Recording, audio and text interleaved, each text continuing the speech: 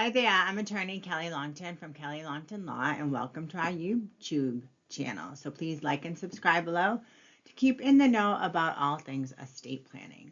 Today I want to talk to you about a little warning. If you own your property a particular way, you may accidentally disinherit your own children. So the question is, do you own your own home or other property or a financial account with someone else, such as a spouse or an adult child?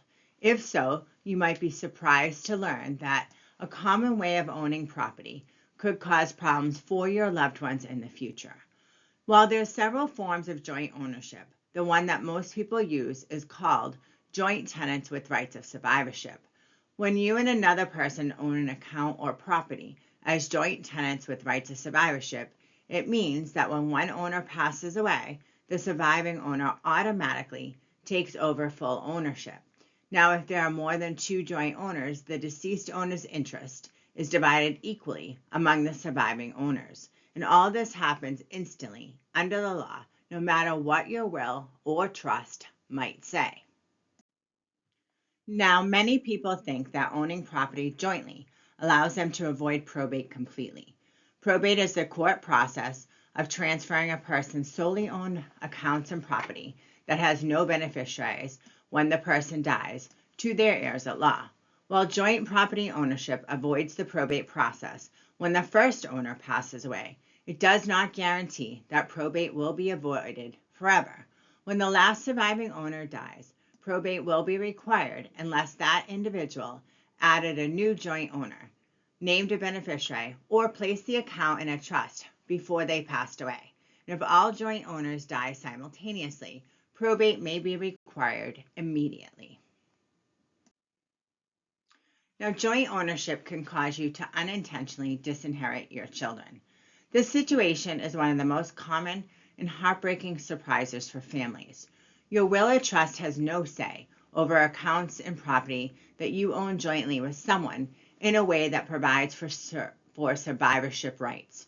Your share of accounts and property that you own jointly with rights of survivorship will automatically go to the surviving owner or owners. I just want to go over a couple of scenarios with you. If you add your spouse as a joint owner with survivorship rights, and your spouse is not the parent of all of your children, you could unintentionally disinherit your children. When you pass away, your spouse will automatically become the sole owner of the entire account or property and can leave it to whomever they choose. There's no way to guarantee that it will ultimately go to your children.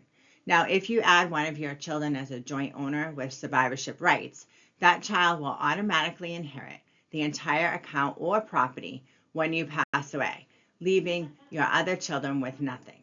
The child who owns the property will have no legal obligation to share it with their siblings. So let's talk about some other risks of joint ownership. While adding a co-owner's name to a deed or account is easy, removing someone's name can be a bit difficult. Typically, all co-owners need to sign off on future ownership changes. If your co-owner does not want to be removed from the title, you may have to go to court, which may not be successful. Your accounts and property are exposed to the other joint owner's debts and obligations. For example, if you add your adult son to your home's deed and he is successfully sued, you could be forced to sell your home to satisfy that judgment. When adding an owner to your account or property without receiving anything in return, you're making a gift to them. Depending on the value of the account or property, there could be gift tax consequences. Even if the gift is not large enough to create gift tax liability, the amount of the gift could reduce your available lifetime exclusion. If you need the co-owner to sign off on something related to the property, such as selling or refinancing a jointly owned home, and your co-owner is incapacitated, unable to manage their own financial affairs, problems can arise. If your co-owner has no valid financial power of attorney, you will have to ask the court to appoint someone to sign on their behalf, even if that co-owner is your spouse. Once the court gets involved, it usually stays involved to protect the incapacitated owner's interest until their incapacity ends or they die.